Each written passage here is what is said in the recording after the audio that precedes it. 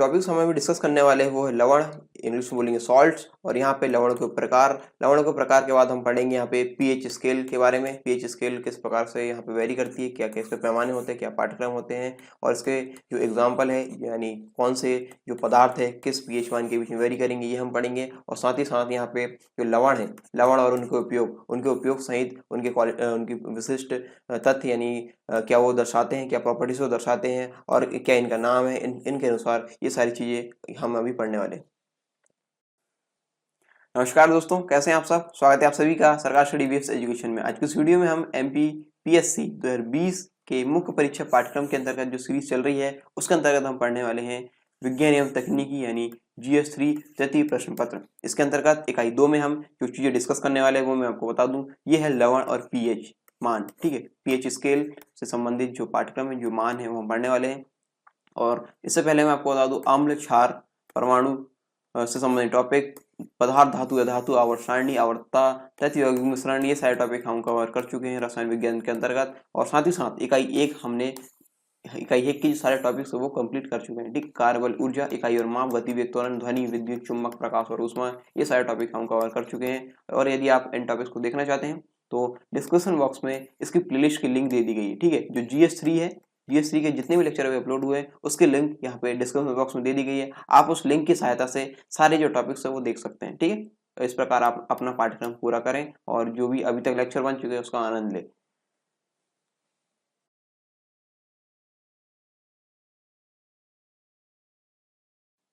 यदि आप एमपीपीएससी और व्यापमं संबंधित एग्जाम की तैयारी कर रहे हैं तो अनअकैडमी आपके लिए लेकर आया है फ्री लाइव क्लास और फ्री लाइव टेस्ट। इसमें आपको इंस्टॉल करना होगा अनअकैडमी का ऐप और आप लॉगिन होंगे अपने फोन नंबर से या फिर ईमेल आईडी से। इसके बाद आपको गोल चूज करना होगा एमपीपीएससी और व्यापम, और फिर आपको स्पेशल क्लासेस यहाँ पे मिलने लगेगी। और यहाँ पे enrol to free live class and get notification to attend them, इस प्रकार आपको यहाँ पे नोटिफिकेशन भी इसके मिलने लगेंगे जो फ्री लाइव क्लास है उसके। आपको इसमें मौका क्या मिलेगा, आपको इसमें अपॉर्चुनिटी मिलेगी इंटरेक्ट और लर्न करने की, किससे, टॉप एजुकेटर से जो कि एमपी के हैं। और फ्री लाइव क्लास के बारे में आपको बताऊं तो ये एक प्रकार से डेमो क्लास है। इसमें आप इंटरेक्ट और लर्न करते हैं लाइव क्लास में, और आप अपने डाउट्स पूछ सकते हैं, अटेम्प्ट कर सकते हैं पोल्स को और डाउनलोड कर सकते हैं नोट्स को, ठीक है। फ्री लाइव टेस्ट में आपको क्या मिलेगा, फ्री लाइव टेस्ट में ये ऑनलाइन लाइव टेस्ट होगा। इसमें आपका स्कोर हर टेस्ट के बाद बता दिया जाएगा और इसमें जो पेपर एनालिसिस होगा वो फ्री लाइव क्लास में होगा, ठीक है।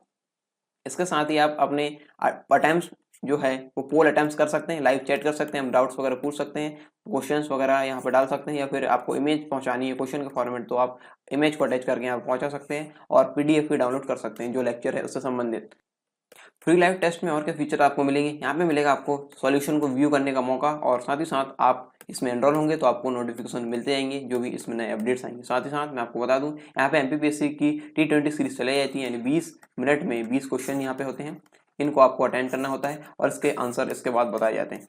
और इस प्रकार यहाँ पे और जो एग्जामिनेशन है जैसे MPPSC, MP police, constable, MP SI और MP जेल प्रहरी, इससे संबंधित भी यहाँ पे टेस्ट सीरीज चलाई जाती है। फ्री क्लास और प्लस क्लास में क्या फर्क है, यहाँ पे syllabus, practice test, PDF notes और डाउट सॉल्यूशन यहाँ पे लिमिटेड हो जाते हैं, और यहाँ पे यदि आप इसका प्लस सब्सक्रिप्शन लेंगे तो यहाँ पे ये सारी चीज़ें आपको अनलिमिटेड मिलेगी।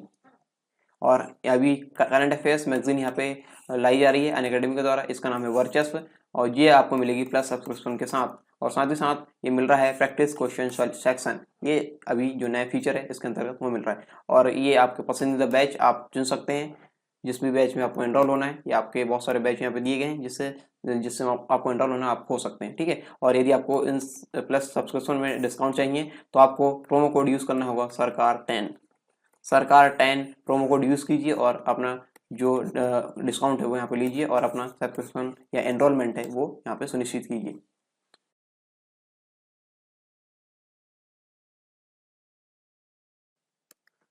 अम्ल क्षार के बाद हम पढ़ने वाले हैं, टॉपिक है लवण, ठीक है। अम्ल क्षार, इसके बाद है लवण। लवण यानी इंग्लिश में बोलते हैं सॉल्ट्स, ठीक है, सॉल्ट्स इसे बोलेंगे। क्या होता है अम्ल एवं क्षारक की परस्पर अभिक्रिया यानी उदासीनीकरण अभिक्रिया, जो कि हम बहुत बार पढ़ चुके हैं अम्ल और क्षारक वाले टॉपिक में, ठीक है। अम्ल और क्षारक की परस्पर अभिक्रिया उदासीनी अभिक्रिया से उत्पन्न यौगिक लवण कहलाता है। ये उदासीनी अभिक्रिया क्या होती है, यहाँ पे देखिए अम्ल प्लस क्षार, ठीक है, अम्ल प्लस क्षार यहाँ पे मिला तो यहाँ पे मिलेगा हमको लवण, ये कहलाएगी उदासीनीकरण अभिक्रिया के अंतर्गत हम पढ़ रहे हैं, ठीक है। उदासीनी अभिक्रिया लवण प्लस क्या मिलेगा, जल, ठीक है। तो ये कंडीशन यहाँ पे होती है लवण को प्राप्त करने की। अम्ल, मान लीजिए मैं यहाँ पे अम्ल लेता हूँ HCl और यहाँ पे क्षार लिया KOH, ठीक है। ये KOH, HCl और KOH यहाँ पे हमने एग्जाम्पल के तौर पे यहाँ पे लिए, यहाँ पे अम्ल के रूप में HCl, क्षार के रूप में KOH। अब यहाँ पे हमको देखिए लवण और जल कैसे प्राप्त होगा। हमको पता है H प्लस आयन जो देंगे वो होंगे अम्ल, OH माइनस जो देंगे वो होंगे क्षारक, ठीक है। तो यहाँ पे इस प्रकार से ये अपने आयन छोड़ते हैं, तो यहाँ पे H प्लस OH माइनस हो जाएगा, तो ये हो जाएगा जल, H2O हो जाएगा। और ये K यहाँ पे हो जाएगा KCl, ठीक है। K प्लस और Cl माइनस यहाँ पे रहता है, तो KCl यहाँ पे इस प्रकार हो जाएगा, तो ये KCl हो गया लवण। इसी प्रकार हम एक और एग्जांपल ले सकते हैं HCl प्लस NaOH का, ठीक है। HCl प्लस NaOH, HCl को हमने यहाँ पे अम्ल के रूप में लिया और क्षार के रूप में यहाँ पे लिया हमने KOH को। तो यहाँ पे देखिए यहाँ पे भी क्या कंडीशन बनेगी, H2O यहाँ पे मिलेगा, ये H प्लस आयन यहाँ पे है, OH माइनस आयन यहाँ पे है, यहाँ पे H2O निकल गया और यहाँ पे मिल जाएगा Na प्लस Cl। तो ये इस प्रकार ये जो लवण है वो इस प्रकार यहाँ पे मिलता है, ठीक है। तो उदासीनीकरण अभिक्रिया से ये लवण हमको प्राप्त होता है। लवण एक आयनिक यौगिक यानी आयनिक कंपाउंड है जो विपरीत आवेशों वाले आयनों, अपोजिटली चार्ज आयन के समूह से निर्मित होता है। जैसे कि हमने देखा ना, यहाँ पे NaCl था, तो Na प्लस होता है, Cl माइनस होता है, यहाँ पे K प्लस Cl माइनस, ठीक है। तो उस वाली अभिक्रिया जो उदासीनीकरण अभिक्रिया जो हमने देखे उसमें इस प्रकार से होता है कि यहाँ क्या होता है, विपरीत आवेशों वाले आयनों यानी अपोजिटली चार्ज आयन के समूह से निर्मित होता है, ठीक है। धनात्मक आवेश वाले आयन धनायन तथा ऋणात्मक आवेश वाले आयन ऋणायन कहलाते हैं। ऋणायन यानी इंग्लिश में से बोलेंगे एनायन, और धनायन को इंग्लिश में बोलते हैं कैटायन, ठीक है। नाम पूछे जा सकते हैं या फिर नाम बदल के क्वेश्चन आ सकता है, इसलिए आपको याद रखना होगा। लवण में दोनों प्रकार के आयनों का संयोजन इस प्रकार होता है कि धनावेश एवं ऋणावेश से संतुलन होता है और लवण का शुद्ध आवेश शून्य होता है, ठीक है। इस प्रकार जो धन आयन और ऋणायन का संयोजन इस प्रकार होता है कि इन दोनों एक दूसरे को न्यूट्रल करके यहाँ पे मतलब एक दूसरे को बैलेंस करके न्यूट्रल हो जाते हैं, यानी उदासीन हो जाते हैं। इस प्रकार इनका सेटअप यहाँ पे होता है, यानी इसमें लवण का शुद्ध आवेश जो रहता है वो शून्य होता है, ठीक है। इसमें आवेश कोई नहीं होगा, यानी शून्य होगा, आवेश इसका होगा शून्य, ठीक है। ये उदासीनीकरण अभिक्रिया यहाँ पे दी गई है। अम्ल क्षार यहाँ पे है, लवण और ये जल यहाँ पे मिल रहा है, जैसा कि मैं इससे पहले वाले स्लाइड में यहाँ पे समझा चुका हूँ आपको, ठीक है। अगला है लवण सामान्यतः धातु या फिर इंग्लिश में बोलते हैं मेटल, धातु के धनायन तथा अधातु के ऋणायन के संयोग से निर्मित होते हैं। कैसे निर्मित होते हैं, धातु के धनायन और जैसा कि आप सभी जानते हैं जो धातु होती है वो इलेक्ट्रॉन त्यागने की प्रवृत्ति रखती है, ठीक है। यहाँ पे तो यहाँ पे धातु के धनायन और अधातु के ऋणायन के संयोग से निर्मित होते हैं, ठीक है। जो लवण जो सामान्यतः निर्मित होते हैं उसकी कंडीशन यहाँ पे बताई गई है। अगला हम देखेंगे लवणों के प्रकार, टाइप्स ऑफ सॉल्ट्स, ठीक है। पहला होता है अम्लीय लवण यानी एसिडिक विद सॉल्ट्स, क्षारीय लवण यानी एल्कली सॉल्ट्स, उदासीन लवण यानी न्यूट्रल सॉल्ट्स, ठीक है। ये इसकी परिभाषा हम देखेंगे। इसका जलीय विलयन नीले लिटमस को लाल कर देता है, ठीक है। परिभाषा नहीं, ये इसके गुण है, परिभाषा हम इधर आगे देखेंगे, ठीक है। इसका जलीय विलयन लाल लिटमस को नीला कर देता है, ठीक है। और उदासीनी लवण जो रहता है, उदासीन लवण, इसका जलीय विलयन लिटमस पेपर पर कोई प्रभाव नहीं डालता, यानी हो जाएगा उदासीन लवण, ठीक है। और यहाँ पे क्या कंडीशन दी गई, नीले को लाल में परिवर्तित करेगा तो अम्लीय होगा, और जो लाल को नीले लिटमस पेपर परिवर्तित करेगा तो वो क्षारीय लवण होगा। जानेंगे इसके परिभाषा एक एक करके। अम्लीय लवण, ये देखिए यहाँ पे दो चीज रहेगी, ठीक है। एक यहाँ पे रहेगा अम्ल और यहाँ पर रहेगा क्षार, ठीक है। अम्ल और क्षार से मिलकर लवण बनते हैं। अब यहाँ पे कंडीशन, यहाँ पे आगे की कंडीशन बता रहा हूँ, यहाँ पे ये होगा कि प्रबल और दुर्बल, ठीक है, ये होगा। और ये भी होगा कि प्रबल और दुर्बल, प्रबल प्लस दुर्बल प्लस, या यहाँ पे कॉमा लगा सकते हैं, ठीक है, प्रबल और दुर्बल। तो ये दो कंडीशन होते हैं, अम्ल प्रबल होते हैं और दुर्बल होते हैं, दो कंडीशन होती है। क्षार भी प्रबल भी हो सकते हैं, दुर्बल भी हो सकते हैं, तो ये दो कंडीशन होती है, ठीक है। तो यहाँ पे हमको जो अम्लीय लवण, क्षारीय लवण और यहाँ पे जो उदासीन लवण या उदासीनी लवण इसको बोलेंगे, ये हमको प्राप्त करना है, तो इन टर्मिनोलॉजीज के अंतर्गत ही हम प्राप्त करेंगे, ठीक है। यहाँ पे देखिए प्रबल अम्ल तथा दुर्बल क्षार, ये इस वाली कंडीशन में प्रबल अम्ल और दुर्बल क्षार, प्रबल अम्ल और दुर्बल क्षार, प्रबल अम्ल और दुर्बल क्षार जब मिलेंगे मिलेंगे या फिर इनकी अभिक्रिया होगी तो ये बनाएंगे, ये उत्पन्न करेंगे अम्लीय लवण, अम्लीय लवण। ठीक है, अम्लीय। यहाँ पे देखिए एक चीज और मैं आपको बता देता हूँ, यहाँ पे जो प्रबल होगा ना, प्रबल होगा वो उसी के नाम से वो लवण बनेगा। ठीक है, कहने का मतलब समझ में आ रहा है। यहाँ पे देखिए क्या हुआ, यहाँ पे मैंने आपको बताया कि अम्ल क्षार होंगे, दो चीज रहेगी, तो इन दोनों के संयोजन से हमको लवण प्राप्त होगा। लेकिन यहाँ पे अम्ल दो प्रकार के यहाँ पे ले रहे हैं, प्रबल और दुर्बल। ठीक है, क्षार भी दो प्रकार के ले रहे हैं, प्रबल और दुर्बल, ये दो कंडीशन होगी। लेकिन यहाँ पे हम इनका कॉम्बिनेशन जब करेंगे, ठीक है, कॉम्बिनेशन ये क्रॉस में भी हो जाएगा, एक तो इससे बना लेगा प्रबल, प्रबल बनाएगा, प्रबल से दुर्बल बनाएगा। ठीक है, इस प्रकार से ये चीजें रहेगी, या फिर उल्टा हो जाएगा, दुर्बल से प्रबल और दुर्बल से दुर्बल। इस प्रकार से जो कंडीशन यहाँ पे होने वाली वो मैं उसके बारे में आपको बताने वाला हूँ। तो यहाँ पे देखिए जो प्रबल जिस जिस चीज में रहेगा, प्रबल प्रबल जिस चीज में लगेगा उसी को हम यहाँ पे ले लेंगे। तो देखिए यहाँ पे समझने का प्रयास कीजिए। प्रबल अम्ल और दुर्बल क्षार, प्रबल अम्ल और दुर्बल क्षार की अभिक्रिया से उत्पन्न लवण अम्लीय लवण कहलाता है या कहलाते हैं।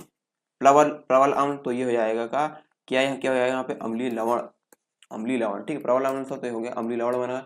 इनका पीएच मान 7 से कम होता है, पीएच मान हम आगे पढ़ेंगे। ठीक है, पीएच मान 7 से कम होता है। उदाहरण के लिए sodium bicarbonate NaHCO3, mono sodium phosphate NaH2PO4 आदि इसके अम्लीय लवण के एग्जाम्पल है। ठीक है, क्षारीय लवण में देखिए, क्षारीय लवण तो मैंने आपको बताया है कि यहाँ पे प्रबल जो चीज रहेगी उसके नाम पे बनेगा। तो आप इस प्रकार से क्षारीय लवण को आप बता सकते हैं कि कैसे बना होगा। प्रबल क्षार मिला होगा यहाँ पे, प्रबल क्षार और दुर्बल अम्ल, प्रबल क्षार और दुर्बल अम्ल यहाँ पे मिला है, तब यहाँ जाके बना है क्या, क्षारीय लवण। चलिए देखिए इसके बारे में बात करते हैं। दुर्बल अम्ल यानी वीक एसिड तथा प्रबल क्षारक, प्रबल क्षारक। ठीक है, यहाँ पे अम्लीय और क्षारीय है तो इसमें एक दुर्बल होगा एक प्रबल होगा, यहाँ पे ये कंडीशन बनेगी। ठीक है, तो यहाँ पे प्रबल क्षारक है तो प्रबल क्षारक के नाम पे हमने क्या क्या इसको समझे, ये है क्षारीय लवण। ठीक है, ये समझाने का आपको बहुत प्रयास किया मैंने, ये प्रबल और दुर्बल की कंडीशन में क्षारीय और अम्लीय कब होंगे। ठीक है, तो यहाँ पे प्रबल क्षारक है यहाँ पे मिल रहा है और दुर्बल अम्ल मिल रहा है यानी वीक एसिड मिल रहा है, तो ये इसकी अभिक्रिया से जो उत्पन्न लवण रहेगा वो रहेगा क्षारीय लवण, ये क्या रहेगा, क्षारीय लवण। ठीक है, इसका पीएच मान 7 से अधिक होता है। पीएच मान के बारे में हम अभी आगे पढ़ने वाले हैं। और उदाहरण के लिए magnesium chloride, magnesium chloride hydroxide, ये एक ही चीज है। ठीक है, MgOHCl, zinc chloride hydroxide ZnOHCl आदि क्षारीय लवण के उदाहरण हैं। अगला है उदासीन लवण। अब देखिए यहाँ पे क्या होगा, उदासीन है। ठीक है, तो यहाँ पे दोनों ही चीज प्रबल होगी, दोनों चीज प्रबल कैसे होगी, यहाँ पे अम्ल भी प्रबल होगा और यहाँ पे क्षार भी प्रबल होगा। प्रबल अम्ल और प्रबल क्षार यहाँ पे मिलेंगे तो बनाएगा उदासीन लवण, उदासीन लवण यहाँ पे बनेगा। ठीक है, प्रबल अम्ल स्ट्रॉन्ग बेस, स्ट्रॉन्ग एसिड तथा प्रबल क्षारक स्ट्रॉन्ग बेस की अभिक्रिया से उत्पन्न लवण उदासीन लवण कहलाते हैं। ठीक है, प्रबल अम्ल और प्रबल क्षारक यानी स्ट्रॉन्ग एसिड और स्ट्रॉन्ग बेस की अभिक्रिया से उत्पन्न लवण उदासीन लवण कहलाते हैं। इनका पीएच मान 7 होता है, 7। ठीक है, यहाँ पे पीएच मान इसका 0, 14 और यहाँ पे 7 होगा, तो यहाँ पे इसका पीएच मान 7 होगा यानी न्यूट्रल होगा। उदाहरण के लिए सोडियम क्लोराइड NaCl, यानी हम इसको टेबल सॉल्ट भी बोल सकते हैं, खाने का नमक जो रहता है NaCl, sodium chloride. Potassium nitrate KNO3, sodium sulphate Na2SO4 और यहाँ पे है पोटेशियम सल्फेट K2SO4 आदि उदासीन लवण के उदाहरण हैं। ठीक है, तो आई होप आपको अम्लीय लवण, क्षारीय लवण और उदासीन लवण में जो इसकी जो परिभाषा है, इसमें जो अंतर है वो आपको समझ में आ गया होगा। ठीक है, आगे बढ़े। अब है पीएच स्केल, पीएच स्केल हम पढ़ने वाले हो। ठीक है, पीएच स्केल, पीएच स्केल के बारे में पढ़ेंगे। जो अम्लता, क्षारीयता और उदासीन जो कंडीशन रहती है वो हम इससे नापते हैं, इसलिए हमको ये पढ़ना बहुत ही आवश्यक हो जाता है। पीएच का पूरा नाम क्या है, पीएच का पूरा नाम है potential of hydrogen, potential of hydrogen यानी पीएच पैमाना वर्ष 1909 में डेनमार्क के वैज्ञानिक एसपीएल सोरेंसस द्वारा विकसित किया गया था। यह एक लघुगणकीय पैमाना यानी लॉगरिथमिक स्केल है। कौन सी स्केल है, लघुगणकीय पैमाना यानी लॉगरिथमिक स्केल है, जो किसी जलीय विलयन में हाइड्रोजन आयन यानी H+ आयन की सांद्रता को व्यक्त करता है। क्या करता है, H+ आयन की सांद्रता को व्यक्त करता है। जो पीएच रहता है, पीएच स्केल क्या करता है, जलीय विलयन में हाइड्रोजन आयन यानी H+ आयन की सांद्रता को व्यक्त करता है। इस प्रकार यह पैमाना जल में विलय पदार्थों की अम्लीता, क्षारीयता का मापन करता है। ठीक है, एसिडिटी और यहाँ पे है एल्कालिनिटी। ठीक है, इसका ये यहाँ पे मापन करेगा, यानी इसको मेजर करेगा। यह है पीएच पैमाना, इस प्रकार से रहता है। ठीक है, पीएच पैमाना यहाँ पे 0 से लेके 14 तक इसके जो पाठ्यांक रहते हैं, और यहाँ पे जो उदासीन वाला रहता है वो 7। ठीक है, 7। यहाँ पे देखिए पीएच पैमाना 0 से 14 तक के लघुगणकीय मान को प्रदर्शित करता है। 0 से लेके 14 तक के यहाँ पे हम देख रहे हैं। 0 सर्वाधिक अम्लीयता को, 7 उदासीनता को तथा 14 सर्वाधिक क्षारीयता को प्रदर्शित करता है। यहाँ पे कहने का मतलब क्या है, जो 0 है यहाँ पे अम्लीयता को, सबसे ज्यादा अम्लीयता को, और यहाँ पे 14 है सबसे ज्यादा क्षारीयता को, और ये 7 जो है उदासीन प्रकृति यहाँ पे दर्शाते हैं। यदि पाठ्यांक यहाँ पे 7 आया तो किसी यौगिक का जो अम्ल, क्षारक या लवण, इस प्रकार से हम चेक करेंगे, तब यदि यहाँ पे 7 आ रहा है इसका पाठ्यांक तो वो हो जाएगा उदासीन।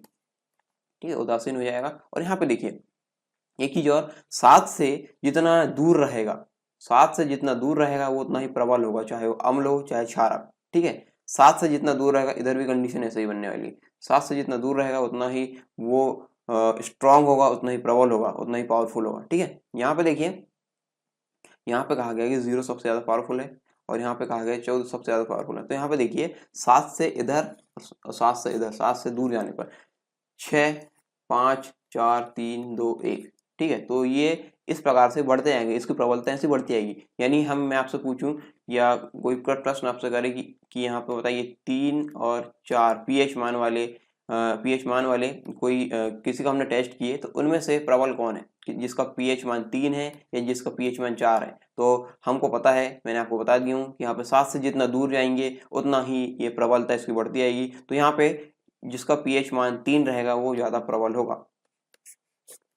तो ज्यादा प्रबल कौन सा होगा, 3 वाला। ठीक है, जिसका पीएच मान 3 निकला है। तो इस प्रकार ये यहाँ पे वेरी करता है कि 7 से दूर जाने पर बढ़ेगा, और 7 इस लेफ्ट साइड में बढ़ेगा, और राइट साइड यानी क्षारीय वाली स्थिति में भी यही कंडीशन होने वाली। ठीक है,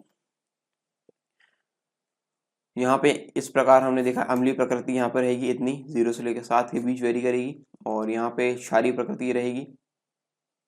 ठीक है, क्षारीय प्रकृति यहाँ पर रहेगी, ये 7 से आगे, 14 से पीछे। ठीक है, इस प्रकार रहेगी।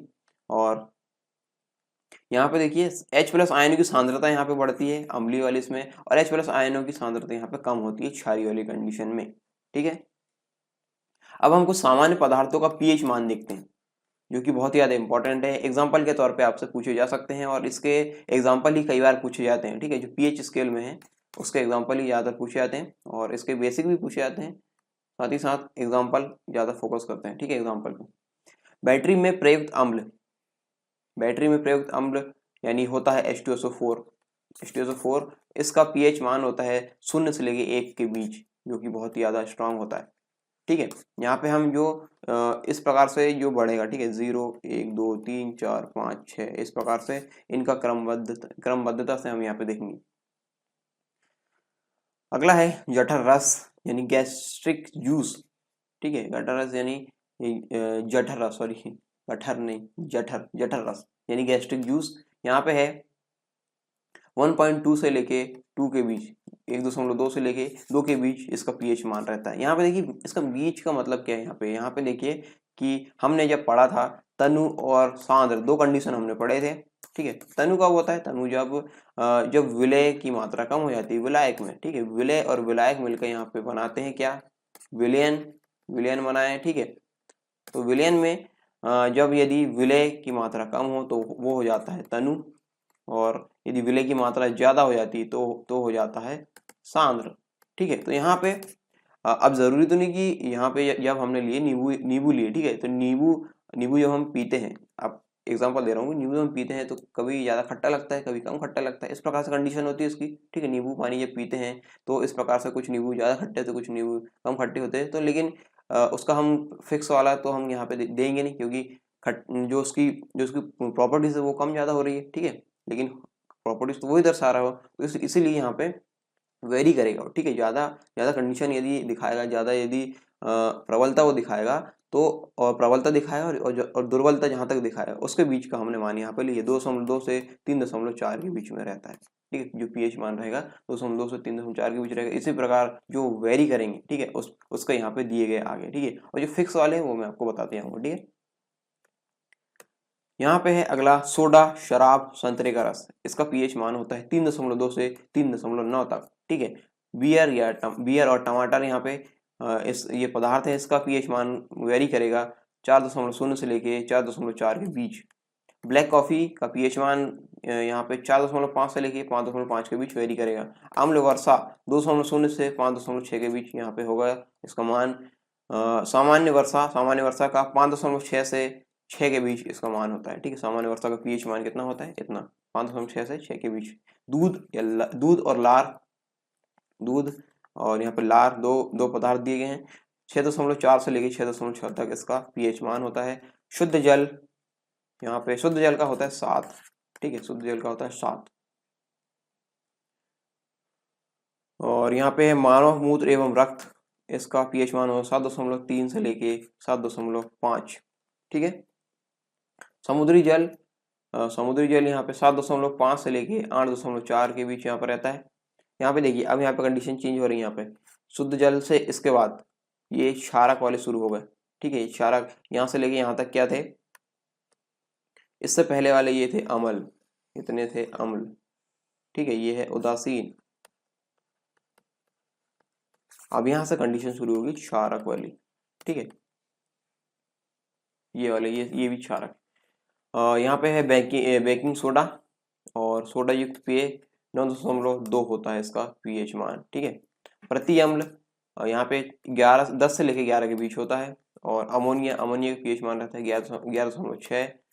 साबुन युक्त जल का pH मान होता है 12.5। तनु सोडियम हाइड्रोक्साइड 3.0 यहाँ पर रहेगा इसका pH मान। और सांद्र सोडियम हाइड्रोक्साइड का pH मान रहेगा 14। ठीक है, तो ये सांद्र सोडियम हाइड्रोक्साइड यहाँ पे सबसे ज्यादा क्षारीयता की कंडीशन यहाँ पे दर्शा रहा है। ठीक है, अब हम देखते हैं कुछ सामान्य लवण एवं उनके उपयोग। Some common salts and their uses.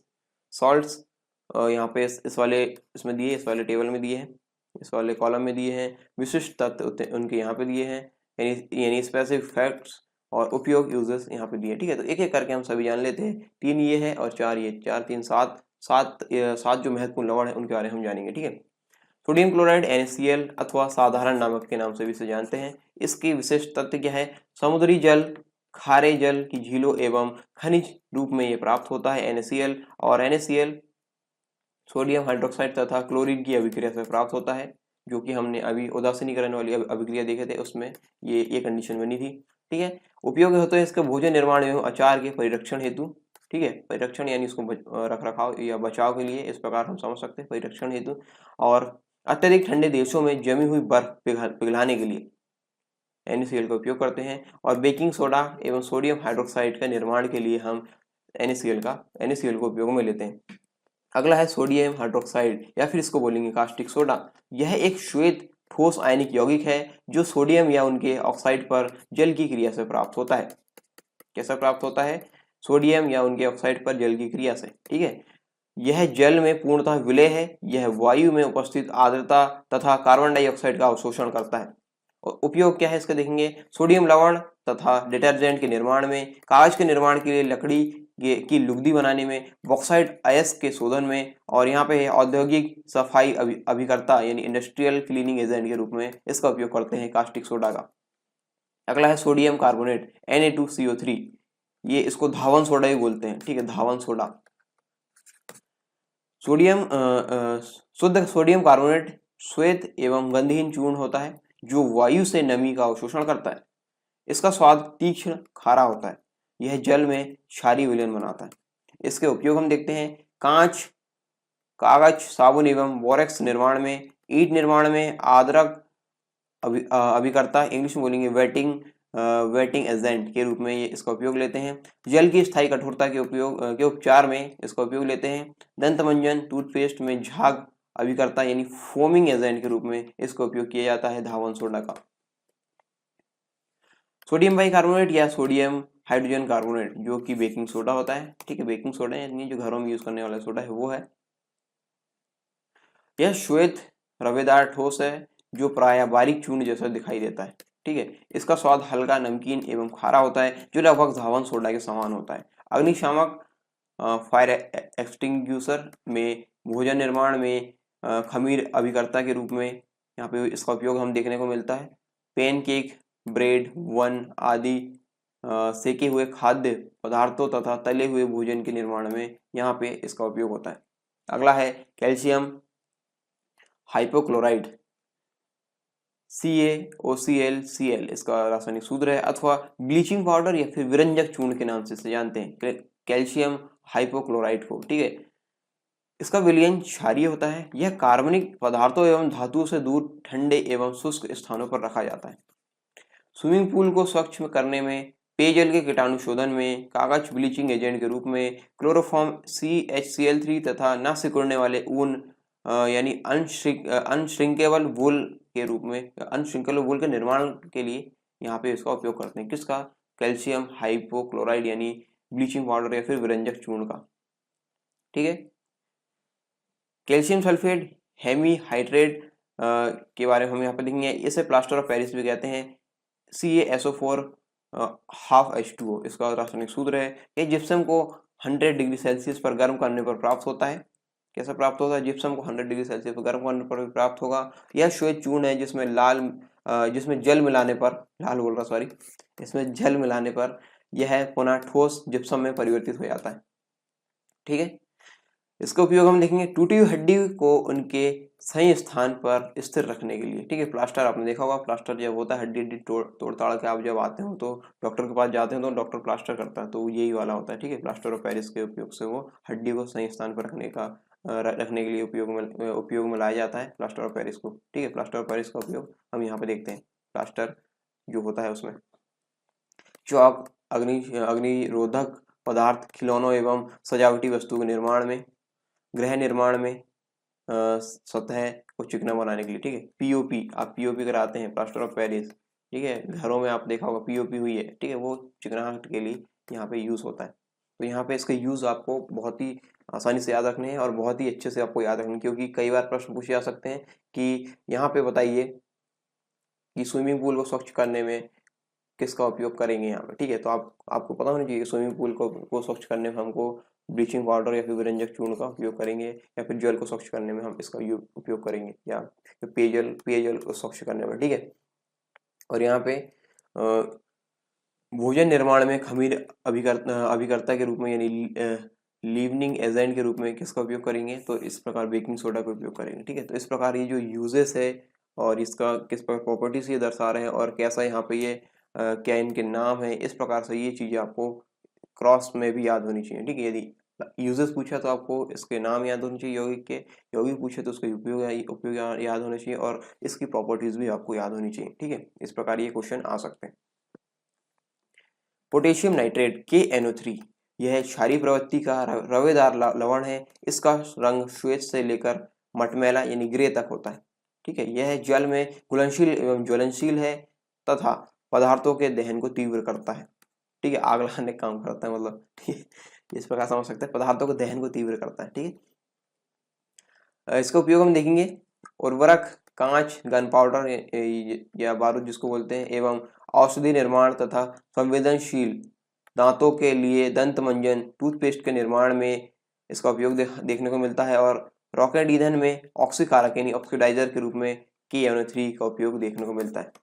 ठीक है, तो ये थे कुछ सामान्य लवण एवं उनके उपयोग जो कि बहुत ज़्यादा इंपॉर्टेंट है, और आई होप ये जो सीरीज है आपको पसंद आई होगी अम्ल क्षारक और लवण की, और जो लवण वाले टॉपिक हमने यहाँ पे पढ़े वो आपको आसानी समझ में आए होंगे, क्योंकि बहुत ही बेसिक से लेके बेस बनाते हुए मैंने आपको लवण क्या होते हैं, कितने प्रकार के होते हैं और किस प्रकार की उनकी प्रॉपर्टीज होती है, क्या इनके उपयोग होते हैं, ये सारी चीज़ें मैंने आपको बताया बहुत ही आसान भाषा में और बहुत ही आसान तरीके से। यदि आप साइंस के विद्यार्थी ना भी हो तो भी ये सारी चीज़ें आसानी से आप समझ पाएंगे। ठीक है, यदि आपने यहाँ तक देखा है और आपने यहाँ तक यदि इस लेक्चर को देखा है तो इसका फीडबैक जरूर दीजिए कि आपको कैसा लगा लेक्चर। यदि लेक्चर पसंद ना आए तो आप लेक्चर को डिसलाइक कर सकते हैं, लेकिन डिसलाइक क्यों किया है कमेंट बॉक्स में कमेंट करके बताएं। लेकिन यदि आपको लेक्चर पसंद आया तो लेक्चर को आप लाइक कर सकते हैं और अपने दोस्तों में शेयर कर सकते हैं। फेसबुक, ट्विटर, व्हाट्सएप या जहाँ भी, टेलीग्राम, जहाँ पे भी आपको इसको शेयर करना है आप इसे शेयर कर सकते हैं ताकि अन्य लोगों का भी फायदा हो सके। ठीक है, और इससे पहले मैं आपको बता दूं जाने से पहले कि टेलीग्राम का जो ग्रुप है उत्तर लेखन विशेष ग्रुप आप ज्वाइन कर लीजिए, क्योंकि उत्तर लेखन विशेष ग्रुप में आपको रोजाना यहाँ पे उत्तर लेखन का अभ्यास कराया जा रहा है। यानी जो मेंस परीक्षा होती है, मुख्य परीक्षा जो है, उसके लिए उत्तर लेखन का अभ्यास यहाँ पे कराया जा रहा है। और मुख्य परीक्षा में उत्तर लेखन का महत्व बहुत ही ज़्यादा बढ़ जाता है, क्योंकि वहाँ पे आपको नहीं जानता आयोग की आप कौन हो, कैसे हो, क्या हो, ये सब आप आयोग नहीं जानेगा। और आयोग में जो चेक करने वाले हैं वो भी नहीं जानेंगे, वो जानेंगे आपकी कॉपी को। ठीक है, आपकी कॉपी में आपने क्या लिखा है उससे आपको पहचानेंगे। और जब आप कॉपी में लिखोगे तो लिखने के लिए आपको अभ्यास की आवश्यकता होगी, और अभ्यास अभ्यास हमारे द्वारा यहाँ पे कराया जा रहा है टेलीग्राम ग्रुप में, जो इसका नाम है उत्तर लेखन विशेष यूनिट ऑफ एसएसडब्ल्यू एजुकेशन। आप इसको ज्वाइन कर सकते हैं, और ज्वाइन करने के लिए आप डिस्क्रिप्शन बॉक्स में दी गई लिंक की सहायता से आप उसको ज्वाइन करेंगे। और साथ ही साथ जो चैनल है उसको भी ज्वाइन कीजिए, टेलीग्राम चैनल है उसको ज्वाइन कीजिए। यहाँ पे पाठ्य सामग्री यहाँ पे समय समय पर उपलब्ध करा दी जाती है। तो आज के लिए बस इतना ही, मिलते हैं अब नेक्स्ट वीडियो में, तब तक के लिए जय हिंद।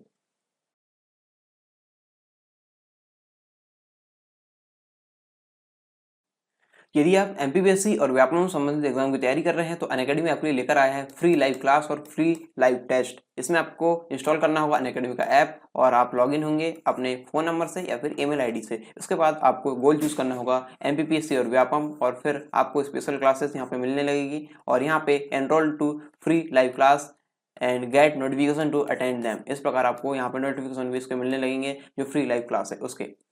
आपको इसमें मौका क्या मिलेगा, आपको इसमें अपॉर्चुनिटी मिलेगी इंटरेक्ट और लर्न करने की, किससे, टॉप एजुकेटर से जो कि एमपी के हैं। और फ्री लाइव क्लास के बारे में आपको बताऊं तो ये एक प्रकार से डेमो क्लास है। इसमें आप इंटरेक्ट और लर्न करते हैं लाइव क्लास में, और आप अपने डाउट्स पूछ सकते हैं, अटेम्प्ट कर सकते हैं पोल्स को, और डाउनलोड कर सकते हैं नोट्स को। ठीक है, फ्री लाइव टेस्ट में आपको क्या मिलेगा, फ्री लाइव टेस्ट में ये ऑनलाइन लाइव टेस्ट होगा। इसमें आपका स्कोर हर टेस्ट के बाद बता दिया जाएगा, और इसमें जो पेपर एनालिसिस होगा वो फ्री लाइव क्लास में होगा। ठीक है, इसके साथ ही आप अपने अटेम्प्ट्स जो है वो पोल अटेम्प्ट्स कर सकते हैं, लाइव चैट कर सकते हैं, हम डाउट्स वगैरह पूछ सकते हैं, क्वेश्चंस वगैरह यहाँ पे डाल सकते हैं, या फिर आपको इमेज पहुंचानी है क्वेश्चन के फॉर्मेट तो आप इमेज को अटैच करके यहाँ पहुंचा सकते हैं, और पीडीएफ भी डाउनलोड कर सकते हैं जो लेक्चर है उससे संबंधित। फ्री लाइव टेस्ट में और क्या फीचर आपको मिलेंगे, यहाँ पे मिलेगा आपको सॉल्यूशन को व्यू करने का मौका, और साथ ही साथ आप इसमें एनरोल होंगे तो आपको नोटिफिकेशन मिलते जाएंगे जो भी इसमें नए अपडेट्स आएंगे। साथ ही साथ मैं आपको बता दूं यहाँ पे एमपीपीएससी की T20 सीरीज चलाई जाती है, यानी 20 मिनट में 20 क्वेश्चन यहाँ पे होते हैं, इनको आपको अटेंड करना होता है और इसके आंसर इसके बाद बताए जाते हैं। और इस प्रकार यहाँ पे और जो एग्जामिनेशन है जैसे MPPSC, MP police constable, MP SI और एमपी जेल प्रहरी, इससे संबंधित भी यहाँ पे टेस्ट सीरीज चलाई जाती है। फ्री क्लास और प्लस क्लास में क्या फर्क है, यहाँ पे syllabus, practice test, PDF notes और डाउट सॉल्यूशन यहाँ पे लिमिटेड हो जाते हैं, और यहाँ पे यदि आप इसका प्लस सब्सक्रिप्शन लेंगे तो यहाँ पे ये सारी चीज़ें आपको अनलिमिटेड मिलेगी। और अभी करंट अफेयर्स मैगजीन यहाँ पे लाई जा रही है अनअकैडमी के द्वारा, इसका नाम है वर्चस्व, और ये आपको मिलेगी प्लस सब्सक्रिप्शन के साथ। और साथ ही साथ ये मिल रहा है प्रैक्टिस क्वेश्चन सेक्शन, ये अभी जो नया फीचर है इसके अंतर्गत वो मिल रहा है। और ये आपके पसंदीदा बैच आप चुन सकते हैं, जिस भी बैच में आपको एनरोल होना है, या आपके बहुत सारे बैच यहाँ पे दिए गए हैं जिससे जिससे आपको एनरोल होना आप हो सकते हैं। ठीक है, और यदि आपको इन प्लस सब्सक्रिप्शन में डिस्काउंट चाहिए तो आपको प्रोमो कोड यूज़ करना होगा सरकार 10 प्रोमो कोड यूज़ कीजिए, और अपना जो डिस्काउंट है वो यहाँ पे लीजिए, और अपना सब्सक्रिप्शन या एनरोलमेंट है वो यहाँ पे सुनिश्चित कीजिए।